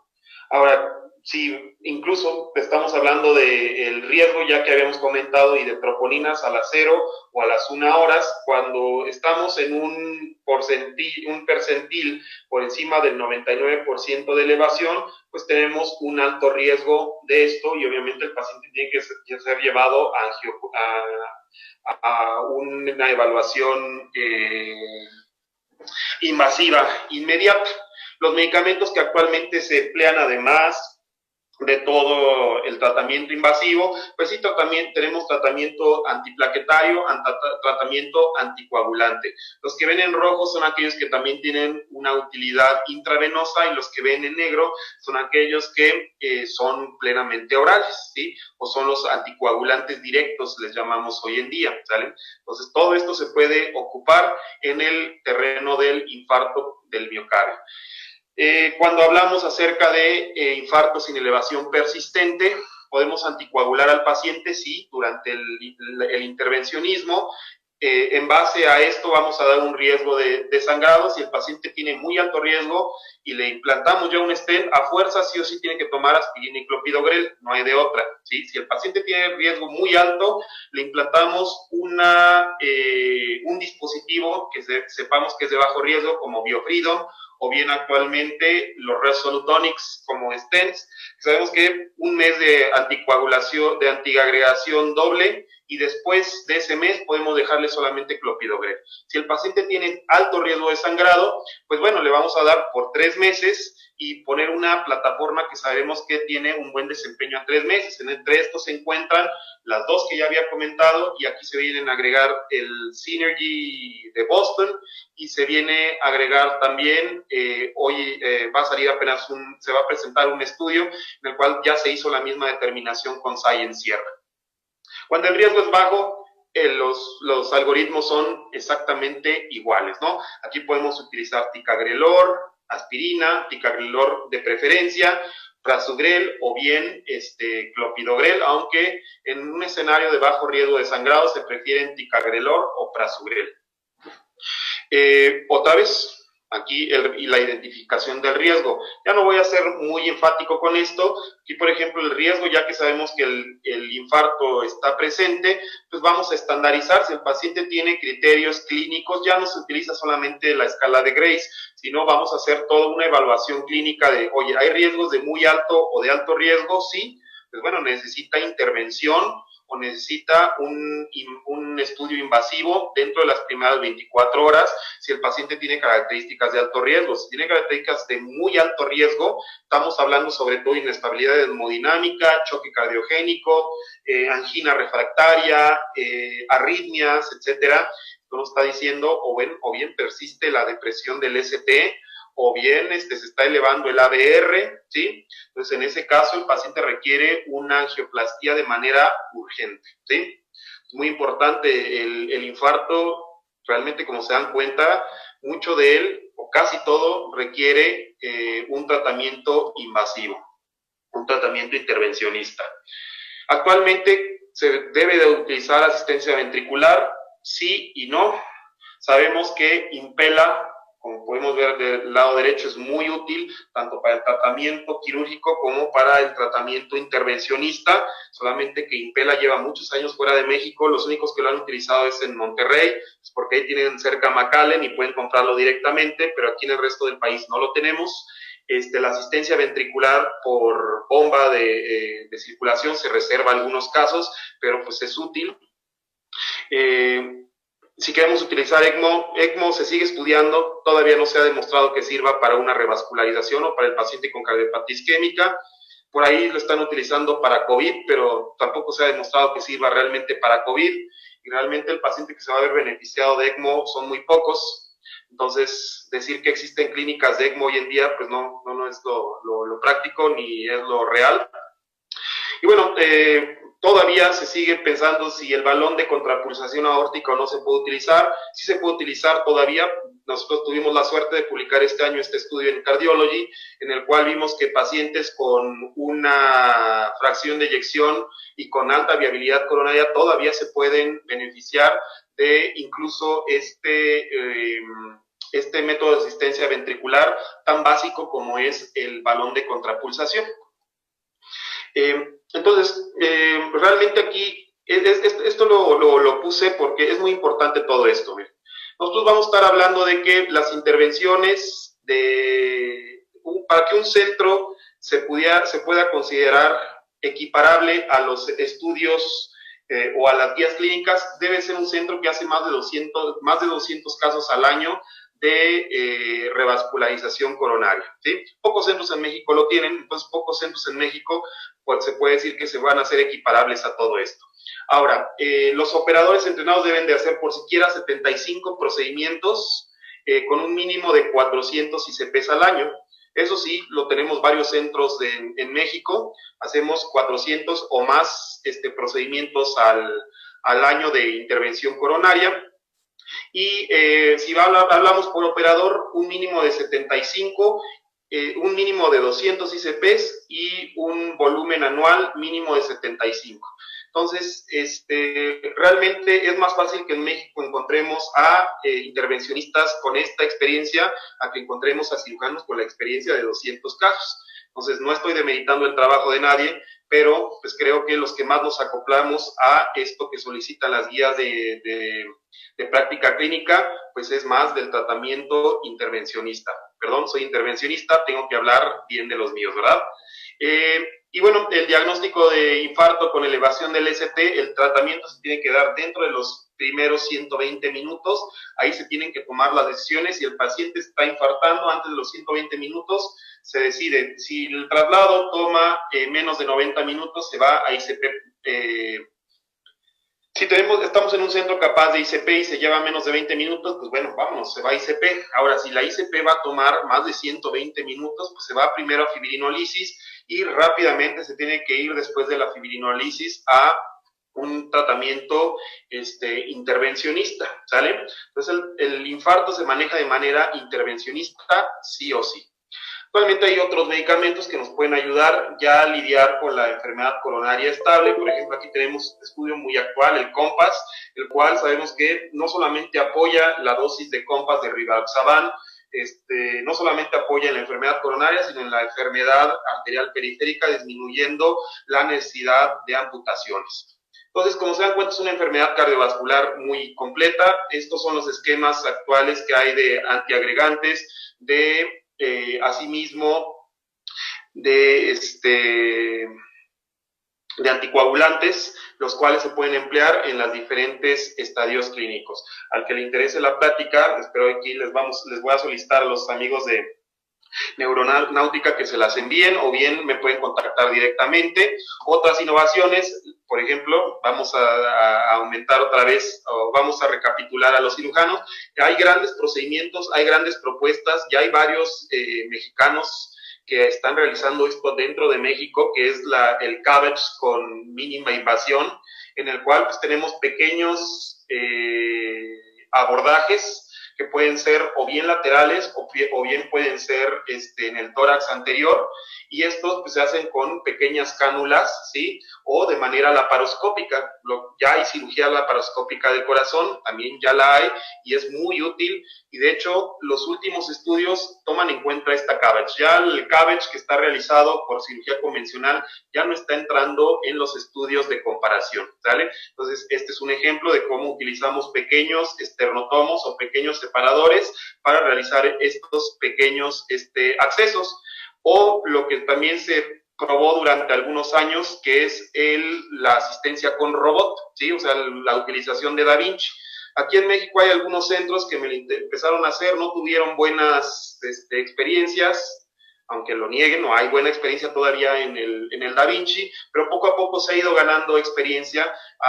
Cada vez los operadores empiezan a integrar más y cada vez empiezan a hacer hard teams alrededor de este tipo de herramientas. Actualmente esto es lo que es, ¿sí? ¿Cómo se trata? ¿Cómo se accede a la cardiopatía isquémica? Así, esto es un abordaje radial convencional en un paciente que se está infartando. Conseguimos el acceso arterial. Me doy cuenta que ya estamos dentro de la arteria, y aquí empezamos a ver, mientras ahorita llevo hablando 15 segundos, 20 segundos, en 30 segundos ya tenemos la arteria captada, ¿sí? Ahí estamos colocando una guía hidrofílica, la cual nos permite la patencia de la arteria. A través de esta guía se va a avanzar un introductor en este caso hidrofílico. Aquí si me están escuchando los amigos de Terumo, pues es un introductor Terumo para que vean que también pienso en ustedes. Y bueno, así de simple, ya tenemos el introductor adentro de la arteria, y a través de ese introductor van a avanzar los catéteres. De este lado pueden ver que el paciente tiene también un marcapasos, el cual implantamos en el brazo, es un marcapasos temporal. Y así de rápido, en 30 segundos, ya tenemos un acceso arterial para un infarto. Entonces, por ejemplo, es otro acceso, el cual se hace a través de la tabaquera anatómica, o también le llamamos el radial distal. Se dan cuenta, ahí captamos la arteria, la tenemos, ¿sí? Y en un periodo igual, menor de 30 segundos o menos. A veces sí este acceso me toma más tiempo. También los invito a una plática que vamos a tener el próximo viernes, hablando nada más de este acceso radial distal a través de la mano. Pues ya hoy en día, lo de hoy, no en todos los casos, pues son los cateterismos a través de la mano, ya no son a través del brazo, ¿no? Entonces ya han cambiado mucho las circunstancias. Aquí tuvimos un time lapse como de 3 segundos nada más en lo que cambiaba de posición, y se dan cuenta, en 30 segundos también tenemos un acceso radial distal. A través de esta avanzan los catéteres y a través de esta también es un paciente con infartos. En 30 segundos conseguimos avanzar catéteres para poder iniciar una angioplastía. Podemos llevar hoy en día los accesos vasculares a esto, ¿sí? A tener dos catéteres, utilizar dos catéteres a través de una sola arteria con dos accesos diferentes. Esto, por ejemplo, lo logramos, fue el primer caso de esto hace un año, el primer caso en todo el continente americano, lo logramos en el 20 de noviembre, ¿sí? Pues bueno, ya tenemos las primeras experiencias. Yo fui el primero en publicar acerca de esto en México, acerca del uso de este tipo de accesos para la angiografía. Sabemos que no todos los pacientes mexicanos se puede emplear todo esto. Estas son unas gráficas que estoy tratando de... Ha sido un proceso editorial largo para poder publicar todo este tipo de gráficas en CCI, pero bueno, seguimos trabajando en la publicación de todo esta evidencia mexicana. Actualmente, así son las angioplastías ideales en México. Estas deben de ser las angioplastías, ¿sí? Las cuales son guiadas a través de fisiología coronaria. En este caso en particular fue el primero que hicimos en México de este tipo. Yo tuve el orgullo de emplear este tipo de herramientas por primera vez en el país. Utilizamos FFR, IFR, QFR. Sí, aquí se dan cuenta. No sabíamos qué tanto revascularizar de esta arteria descendente anterior. Hice IFR y en algunos sectores pues estaba intermedio. Ya realizando el QFR o la reconstrucción tridimensional nos dimos cuenta, y el FFR, que sí era significativa y que necesitábamos hacer una intervención de toda la arteria descendente anterior. En este caso ustedes me dicen, oiga, pero no va para cirugía esto. Les voy a decir que no, porque también había enfermedad distal. Entonces, poner un bypass a una arteria con enfermedad difusa, pues no es la mejor pauta, porque nos vamos a saltar mucho terreno miocárdico por revascularizar. Este paciente estaba destinado a ser un paciente por angioplastía, a pesar de la complejidad de las arterias coronarias que pudimos encontrar, y este fue el resultado final después de todo esto. Fue un caso muy complejo, fue un caso que analizamos muy bien con 3 herramientas de evaluación coronaria, teniendo así el primer caso de este tipo en nuestro país, ¿sí? Entonces, esto es lo que estamos haciendo actualmente. Así es como se revasculariza actualmente en México, y podemos llegar a estas conclusiones. Ahora, voy a abordar rápidamente, porque ya sé que la plática ha sido larga, pero creo que ha sido una gran plática. Vamos a abordar rápidamente el COVID. No sabemos nada del COVID y cardiopatía isquémica, para ser sinceros. Ahora en este congreso les invito del TCT del 2020, pude participar con toda la sociedad europea.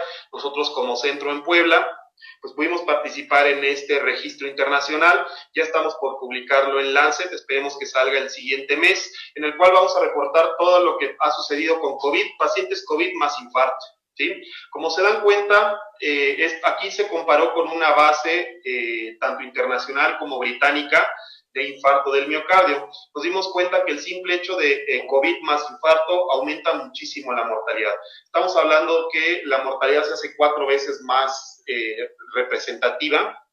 Hay 4 veces más riesgo, o 400% aumenta el riesgo de mortalidad con infarto, a tal punto que hasta el 23% de los pacientes con COVID fallecen, ¿sí? A mí, por ejemplo, en mi muestra de pacientes que mandé para aquí, se murieron pues casi todos. Pudiera decir yo la mortalidad que tuve con el COVID en México e infarto fue del 80%.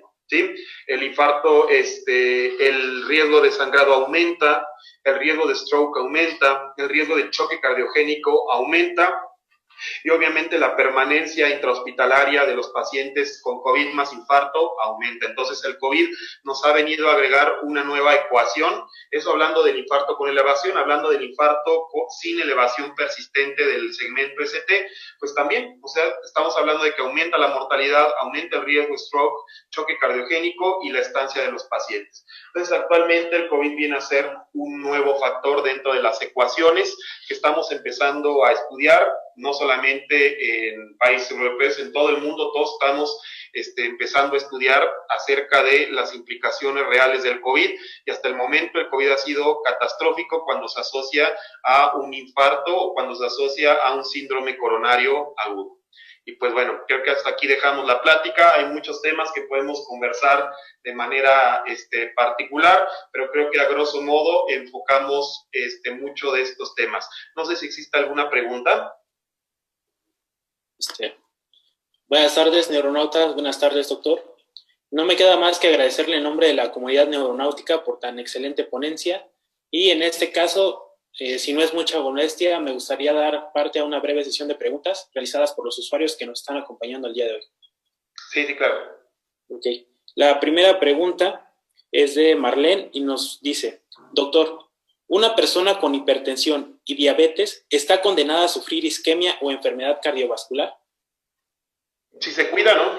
Como vimos, ustedes pueden utilizar las herramientas o las escalas que les mostré o las calculadoras. El simple hecho de tener controlado a un paciente diabético y a un paciente hipertenso hace que el riesgo cardiovascular a largo plazo disminuya. Por eso si el paciente está controlado, si el paciente tiene su presión, su diabetes, todo en orden o dentro de los controles o las metas de control que se tienen, ese paciente va a tener menor riesgo cardiovascular. Ahora, si no se cuida, pues sí, está destinado, ya vimos, puede tener 30 o más por ciento de riesgo de desarrollar un infarto en los siguientes 10 años y de morir de un infarto. Muchas gracias. La siguiente pregunta es de Joaquín y nos dice: doctor, ¿dónde se pueden leer guías más específicas de la población latinoamericana? No hay mucho de población latinoamericana, pero por ejemplo de las grandes asociaciones, aquí les di un ejemplo dentro de la bibliografía que ocupamos, acaba de salir este año un consenso o un consenso latinoamericano de la Sociedad Latinoamericana de Hipertensión, en el cual viene mucho de cómo estratificar el riesgo cardiovascular de los latinos, en primer lugar, y cómo llevar el tratamiento de la hipertensión arterial en los latinos. Entonces, esta es una gran herramienta que tenemos hoy en día. Algunas guías, por ejemplo, sobre todo las argentinas, los argentinos también han hecho un gran esfuerzo para poder tener algo al respecto o guías de práctica clínica al respecto, y realmente el tema en México ha sido complicado. Los pocos estudios que me han estudiado la cardiopatía isquémica están dentro de él el RENASICA, ¿sí?, que son grandes cortes de pacientes con infarto. Gracias al RENASICA sabemos cómo se comporta el infarto hoy en día en México. Se van a dar cuenta, ya hay RENASICA 1, 2 y actualmente en el 2018 salió el RENASICA 3, que nos dan pautas de cómo se comporta el infarto en México. Cómo se comporta la enfermedad arterial coronaria en México es más complejo. Como te había comentado, pues a lo mejor en muchos de los estudios hemos sido parte y yo soy una persona muy joven, entonces es complicado encontrar literatura mexicana. Literatura latina sí la hay, es muy poca, la hay, pero es de gran importancia. Okay, muchas gracias. Otra pregunta de Jonah Espinosa nos dice: ¿cómo se mide el riesgo en los pacientes asintomáticos? Con lo mismo, las mismas. Les había comentado, estas calculadoras que les mostré son para pacientes asintomáticos. Cuando el paciente es sintomático, ya entra en el contexto de angina estable, angina inestable, ¿me entienden? O sea, todas las calculadoras que dimos de prevención primaria, la prevención primaria es previa a la enfermedad y previa a los síntomas. La prevención secundaria, eso sí ya es diferente. Ahí sí ya entra el tema de tratamos, no tratamos, revascularizamos, no revascularizamos. Entonces, todos los ejemplos que di de calculadoras son para pacientes asintomáticos y son con los pacientes que se tienen que ocupar en la mayoría de las consultas que damos. Ok, una pregunta que nos envían vía WhatsApp es: doctor, ¿qué tan eficaz es intervenir con un shunt en un trauma vascular en un paciente con cardiopatía isquémica? Habría que ver qué tipo de shunt, porque si es un shunt interatrial, pues a lo mejor corregimos también el tema. O sea, cuando aquí lo que manda es la cardiopatía isquémica, ¿sí? Al paciente no se puede llevar una cirugía cardíaca, o menos si tiene un shunt arterial, interventricular, o alguna fístula, etcétera. No se puede llevar un tratamiento si no hemos estabilizado el corazón. Entonces, ninguna cirugía se puede llevar a cabo si yo como cardiólogo no doy el visto bueno, ¿sí? De entrada, si un paciente tiene indicios de cardiopatía isquémica, no se puede someter a ningún tratamiento a expensas que sea valorado o tratado o estabilizado, y lo primero que tenemos que estabilizar es la cardiopatía isquémica. Te puedo decir que todos los trastornos morfológicos del corazón, primero hacemos el tratamiento de las arterias, valoramos si es por cirugía o por cateterismo, depende del tratamiento que se le vaya o se le quiera ofrecer al paciente. Si el tratamiento va a ser intervencionista o mínimamente invasivo, podemos llevar a cabo una intervención coronaria percutánea. Si el tratamiento va a ser idealmente quirúrgico, se va a una revascularización quirúrgica, ¿sí? Muy bien. Otra pregunta de nuestra compañera Cintia. Hola, doctor. Buenos días. Soy estudiante de tercer semestre de medicina. Y una pregunta, ¿el stent funcionaría igual que el balón de contrapulsación aórtico coronario? No, el balón de contrapulsación es un método que se utiliza dentro de la aorta y que ayuda, en teoría, a mejorar los flujos intraarteriales durante la diástole, que es cuando se da el llenado de las coronarias, ¿sí? Si estudiamos el ciclo cardíaco y el ciclo coronario, el mayor aporte de flujo que tiene la arteria coronaria es durante la diástole, que es cuando está relajado el ventrículo. Una vez que el ventrículo se contrae, se pierde este flujo debido a que se contraen las arterias a la vez. Entonces, el balón de contrapulsación está ideado para que durante la diástole se mejore este flujo intracoronario. Ahora, los stents lo que hacen es que amplían el diámetro luminal, ayudan a conservar el diámetro o a restablecer el diámetro luminal para que de esta manera, uno, aumente la presión y dos, aumente el flujo a través de una arteria, ¿sí? Entonces, son dos dinámicas diferentes, ¿sí? El balón de contrapulsación te ayuda a aumentar el flujo coronario, sí, pero como tal no te ayuda a aumentar la velocidad de conducción, ni tampoco te va a limitar hasta cierto punto la isquemia, ¿sí? Pero no puedes dejar un balón de contrapulsación durante largas temporadas porque pues, es un objeto altamente trombogénico. El stent, pues sí, ya viene a resolver el problema y se deja implantado de por vida. Otra pregunta es, ¿con qué frecuencia es lo recomendable hacerse la prueba de esfuerzo o de Bruce? Inicialmente, hay por ahí algunos consensos en la cardiología, sobre todo de deportistas, en las cuales dicen que todo deportista cuando vaya a iniciar una disciplina, se tiene que someter a un ecocardiograma y a una prueba funcional cardíaca, ¿sí? A las dos a la par. Entonces, en aquellos que van a ser atletas o son atletas, es una obligación realizarse una prueba de este tipo, y aunque estén asintomáticos, ¿sí? Porque debido a la falta de estas es que se da mucho que hayan muertes súbitas durante el ejercicio, y muchas de ellas han sido pues muy llamativas o muy famosas, ¿no? Es sobre todo por esto, porque fue un deportista que no fue previamente bien asesorado, que no fue previamente bien evaluado. Entonces las pruebas se hacen en este contexto. En la población en general, no está indicado, solamente que haya síntomas o que sea un paciente que por múltiples factores de riesgo tenga un riesgo cardiovascular intermedio o alto, pues entonces en ese contexto pudiera considerarse, ¿sí? Otra pregunta es de Raúl Áviles. Buenas tardes, doctor. Excelente ponencia. ¿Recomienda estatinas de alta intensidad en pacientes adultos mayores con enfermedad arterial periférica en control y por cuánto tiempo? Si ya tiene enfermedad arterial periférica, tienes que utilizar estatinas de alta potencia el resto de su vida. O sea, no hay por ahí un estudio que se llama Saturno, el cual nos dice que las dosis máximas de atorvastatina, que es 80 miligramos, o de rosuvastatina, 40 miligramos, en un periodo de 2 años, hace que disminuyan las placas fibroateromatosas dentro de las coronarias. Entonces eso se lleva a la circulación en general.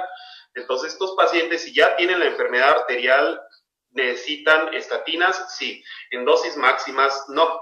Los coronarios sí lo requieren, esos no se salvan, los coronarios requieren las dosis máximas de estatinas de alto espectro, pero pacientes con enfermedad arterial periférica nos vamos con dosis intermedias a altas o lo máximo tolerable. El único problema con las estatinas en dosis altas es que me generan miopatías, ¿sí? Me pueden generar miólisis, y eso es un gran problema, porque es altamente sintomática, es altamente deletérea. Entonces en pacientes mayores tenemos que estar, probablemente algunos sí me toleren las dosis máximas, pero otros pues no me las van a tolerar, y es donde tenemos que irnos a las dosis máximas toleradas. Otra pregunta que nos envían vía WhatsApp es que si las calculadoras que se mostraron a lo largo de la ponencia tienen algún costo o no, es gratuitas. No, todas accesas a internet y están, ¿sí? Yo tengo siempre una computadora aquí en el consultorio, y en tiempo real estás dando el riesgo cardiovascular a tu paciente. Muy bien. ¿Alguna otra pregunta por parte de la audiencia que quiera hacerle al doctor?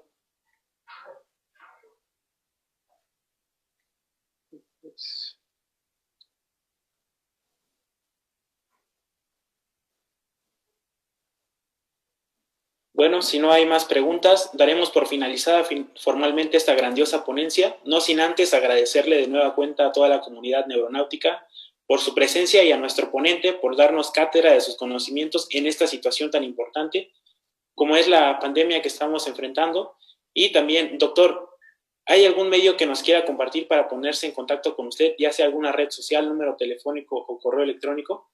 Aquí lo podemos ver en la pantalla, están las redes, tengo todas las redes y ahí están los números. Es más fácil que me encuentren por WhatsApp, ¿sale?